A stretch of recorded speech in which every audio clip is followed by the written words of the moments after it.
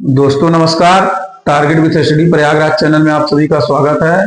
अब हम अधिगम अक्षमता लर्निंग डिसेबिलिटी के बारे में पढ़ेंगे। लर्निंग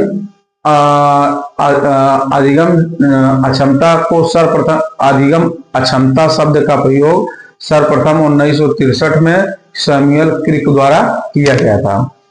अधिगम अक्षमता का मतलब है बच्चों के सीखने में जो कठिनाई उत्पन्न करता है, जो चीजें बच्चों के सीखने में कठिनाई उत्पन्न करता है वही अधिगम अक्षमता कहा जाता है। अधिगम अक्षमता के कारण क्या है?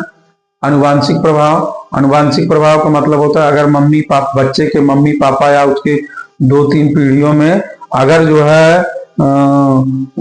मानसिक विकार से ग्रसित है, अगर उसके 3 पीढ़ियों के सदस्य अगर किसी मानसिक विकार से ग्रसित है तो ये संभावना रहती है कि बच्चों में वो प्रभाव देखा जा सकता है। इसलिए अनुवांशिक प्रभाव बहुत महत्वपूर्ण कारक होता है। पर्यावरण संबंधी कारक का मतलब होता है बालक जहां पे रह रहा है वहां का पर्यावरण अगर पढ़ने के अनुकूल है तो बच्चा बेहतर सीखेगा। अगर वहां के वातावरण ऐसा है कि वहां के सभी बालक गलत संगत में पढ़ करके नशाखोरी या चोरी या अन्य तरह की चीजों में फंस करके हो गए हैं तो वहां पढ़ने की का माहौल बेहतर नहीं रहेगा, इसलिए वहां के बच्चे जो है बेहतर नहीं पढ़ पाएंगे। उसी तरह से अगर किसी बच्चे के परिवार का माहौल बेहतर नहीं है तो बच्चा वहां भी अधिगम स्तर उसका बेहतर नहीं हो पाएगा, क्योंकि परिवार का माहौल ही बच्चों की प्रथम पाठशाला होती है। बीमारी है, किसी व्यक्ति को कोई बीमारी है, पढ़ने में वो प्रतिभाशाली लेकिन बीमारी के कारण हमेशा बीमार रहता है तो भी बाधक हो सकती है। किसी बालक में मानसिक दिमाग में कहीं चोट लग गई है, कहीं शारीरिक चोट लग गई है जिससे वो हमेशा दर्द या किसी चीज की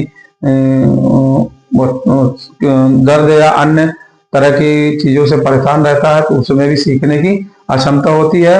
अधिगम अक्षमता को 2 रूपों में बांटा गया है। एक है शाब्दिक अक्षमता। शाब्दिक अक्षमता का मतलब है कि जिसमें शब्दों के माध्यम से लिखने पढ़ने आदि से जो अक्षमता होती है उसे शाब्दिक। अशाब्दिक अक्षमता जिसमें शब्दों का प्रयोग नहीं हो, शब्दों का प्रयोग ना हो, जैसे चित्रों के माध्यम से, संकेतों के माध्यम, इस तरह की अक्षमता को अशाब्दिक अधिगम अक्षमता कहा जाता है। अब हम देखेंगे कि अधिगम अक्षमता जो है learning disability association of America ने इन विशिष्ट सीखने की कठिनाइयों को सूचीबद्ध किया। वहां के लोगों वहां की कुछ विशिष्ट अधिगम अक्षमता उसको सूचीबद्ध किया है। जैसे है डिसलेक्सिया। डिसलेक्सिया का मतलब पढ़ने में अक्षमता अर्थात भाषा आधारित सीखने में अक्षमता या पढ़ने में अक्षमता को डिसलेक्सिया कहते हैं। डिस्ग्राफिया कहते हैं लिखने में अक्षमता। कोई व्यक्ति लिखने में अक्षम है तो डिस्ग्राफिया कहेंगे। डिस्कैलकुलिया मतलब जो व्यक्ति गणित वणित सीखने में अक्षम है तो उसके कैलकुलेशन करने में वो समस्या आ रही थे, उसे गणित में सीखने में अक्षमता कहेंगे। मौखिक विकार से अगर सीखने में मौखिक बातों में अगर उसको सीखने में अक्षमता आ रही है, मौखिक चीजें सुन करके नहीं याद कर पा रहा है, न बोल पा रहा है तो उसमें अफेजिया और डिफेजिया है। पठन विकार है तो लेक्सिया डिसलेक्सिया है। लेखन विचार है तो ग्राफिया डिस्ग्राफिया है। डिस्फेसिया का मतलब होता है वाक क्षमता संबंधी विकार। वाक मतलब बोलने की क्षमता से संबंधित विकार को डिस्फेसिया कहते हैं। डिस्प्रेसिया है लेखन एवं चित्रांकन संबंधी विकार को डिस्प्रेसिया कहते हैं। डिसआर्थोग्राफिया का मतलब होता है डिसआर्थोग्राफिया का मतलब होता है वर्तनी संबंधी विकार, मतलब वर्तनी से संबंधित लिख रहा है उसमें वर्तनी की गलतियां रही तो डिसआर्थोग्राफिया है। अब है ऑडिटरी प्रोसेसिंग डिसऑर्डर श्रवण संबंधी विकार। ऑडिटरी प्रोसेसिंग डिसऑर्डर श्रवण संबंधी विकार। विजुअल परसेप्शन डिसऑर्डर दृश्य प्रत्यक्षण क्षमता संबंधी विकार। Sensory integration of processing disorder इंद्रिय समन्वय क्षमता संबंधी विकार। ऑर्गेनाइजेशनल लर्निंग डिसऑर्डर संगठनात्मक पठन संबंधी विकार।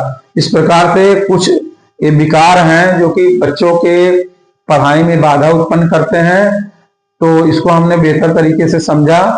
इस वीडियो को अगर 4 बार अगर आप इसको देखते हैं तो आपको ये सब जो डिसऑर्डर हैं आपको याद हो जाएगा। अब हमारे द्वारा जो आपको बताया गया इस वीडियो में हमने जो आपको बताया अगर आपको पसंद आया हो तो मेरे वीडियो को लाइक करिएगा, कमेंट करिएगा, बेल आइकन को दबाइएगा, जिससे लेटेस्ट नोटिफिकेशन आपको मिले और आपके लाइक और कमेंट से मैं प्रभावित होकर के आपके लिए बेहतर से बेहतर वीडियो बनाऊंगा। धन्यवाद।